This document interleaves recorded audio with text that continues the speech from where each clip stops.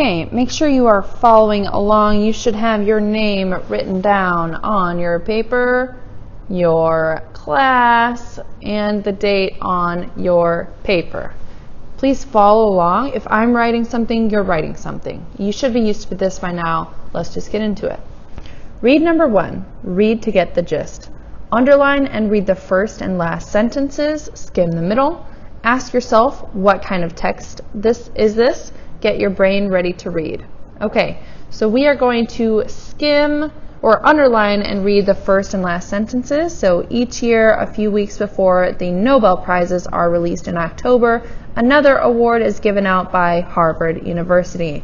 You should have that underlined. Last sentence. This is long. Fardin, who specializes in the study of the flow of matter, concluded that cats have both solid and liquid characteristics and more study is needed. Okay, that is a weird sentence. But we did this first. Underline and read the first and last sentences. Great. Skim the middle. Okay, skim just means that you are going to read quickly, not even read, just kind of skim over the top. You're just kind of looking over it. So I'm going to give you a couple seconds to do that. Just skim the middle. What do you think this text is about? Get your brain ready to read. All right, go. Okay, and that's it. You should, if you're reading more, you're not skimming. You're reading too in-depth. Turn the page. Let's go. Read number 2. Okay, read number 2. Chunk the text. Break the text up into smaller parts. Plan the places you will stop. Always paragraphs. We have our first paragraph. We have our second paragraph, although it's pretty tiny. Third paragraph right here. And then at the end, we have our fourth paragraph, right? So just draw lines. Okay, that's all. Your paper should look kind of like this. Just after each paragraph. This is not a paragraph, it's a title. We're not chunking this. Meet the winners of 2017, that's not even a full sentence. Okay, next page. Read number 3. Read to annotate. What is the thing that the author is talking about the most? What are the most important details? So I'm going to read this article. Make sure that you're following along with me and writing anything that you need to be writing. Like if I'm writing, you're writing. Okay, what are the Ig Nobels? Each year, a few weeks before the Nobel Prizes are released in October, another award is given out by Harvard University. Known as the Ig Nobel, this award honors research that may seem useless or highly unusual at first, but are genuinely thought-provoking. So what is this paragraph about? Well, we can see the title, the Ig Nobels, right? So I'm going to write over here, Ig Nobel.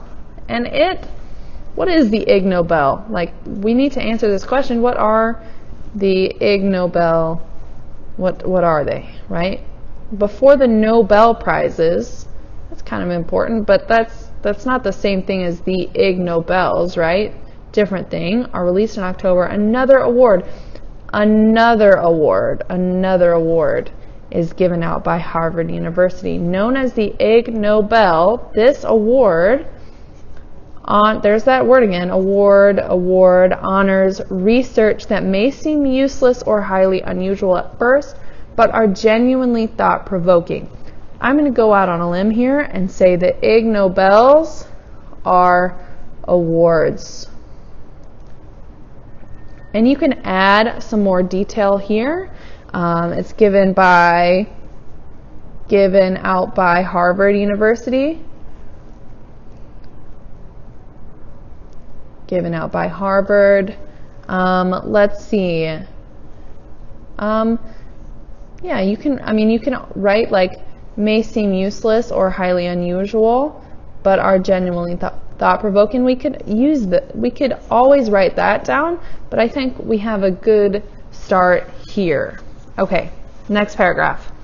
The Ig Nobel Prizes were started in 1991 by Mark Abrahams, an editor of a scientific humor magazine. Okay, so there's not much in this sentence. That's all it is, a single sentence, right? Ig Nobel Prizes were started in 1991. Maybe we want to 1991. Started in 1991.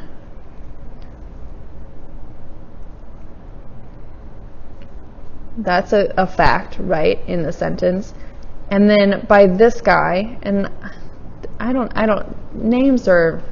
like writing down names, because at the end of the day, it's just a person.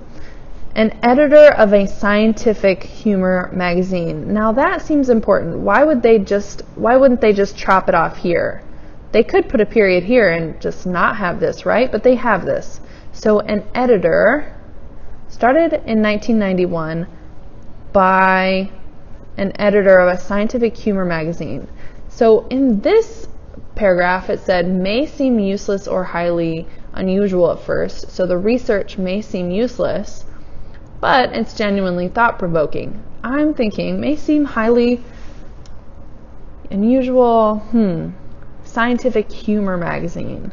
That might be important by a scientific humor magazine, which is already a weird thing. Scientific, like science and humor going together? I don't know. Okay, and that's a Z. Okay, next paragraph. The Ig Nobel Prize ceremony is a light-hearted event. Light-hearted just means it's not heavy, it's just kind of fun, right? So maybe we underline that. Maybe you don't know what light-hearted means, but I just told you it means kind of just fun. Event, and some of the research that was thought to be useless, there's that word again, useless. It's up here, right? So that's a repeat word, and it's kind of a weird word to repeat, especially in a science article. Okay, so has thought to be useless has actually led to some very important discoveries. For example, the 2006 biology winner discovered that a type of malaria mosquito was attracted to Limburger cheese just as much as to humans. Now, baits with cheese are being used to reduce malaria. So this paragraph is pretty interesting, right? So the Ig Nobel Prize was given to this person that discovered that Limburger cheese could help reduce malaria. Cheese and malaria. So let's just write that it's a fun event. And that, I mean, the main point of this whole paragraph was that it leads to important discoveries sometimes.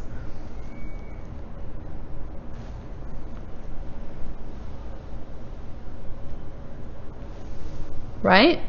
It's a fun event, and sometimes it leads to important discoveries, and I'll add sometimes. Right? Now we're reducing malaria. So that's an example. This is an example of when it led to an important discovery. And malaria is a disease spread by mosquitoes. We don't like malaria. So reducing malaria is a good thing. Okay, next paragraph. Meet the winners of 2017. The theme for this year's, that might be a typo, Ig Nobel Prize Awards was uncertainty. Yeah, uncertainty. So if you don't know what that word means, you can underline it and put a question mark. Uncertainty means you're not certain about it. You don't know. Okay, how fluid are cats was the topic of research for French scientist Marc-Antoine Fardin, who was inspired by pictures on the internet of cats snuggled into tiny spaces such as cups and jars. Fardin, who specializes in the study of flow of matter, and that's one of our vocabulary words, concluded that cats have both solid and liquid characteristics that more study is needed. So we have solid, liquid, those are vocabulary words. That's why I underline them, right? Solids and liquids. That's what we're doing. Matter, solid, liquid. Okay, so what was the point of this paragraph? I'm going to give you, pause this video, I'm going to give you a couple minutes. What was the point of this paragraph? What was it about? Okay, and you should have something written down here. If you don't, just go ahead and pause this video and write something down here. What was this paragraph about? Okay, so this year, so 2017, that's when we are right now, winners of 2017. How fluid are cats was the topic of research. So, and this whole paragraph goes on to talk about this dude who studied how fluid are cats.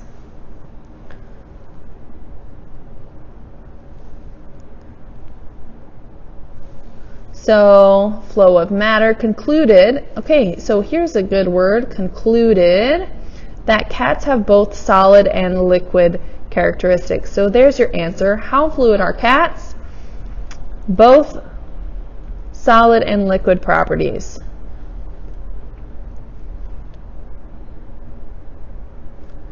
Meaning,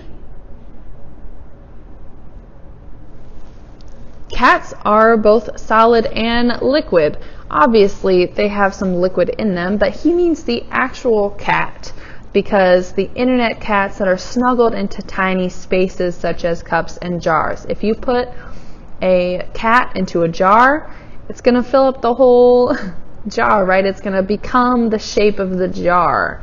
So Fardeen was asking, is it a solid or a liquid? Are cats solid or liquid? And that's sort of the point of this whole paragraph. If you have time, go back and reread this whole thing so you can answer kind of more generally who or what is this thing about that the author is talking about the most. So we're trying to answer that first question about the whole article.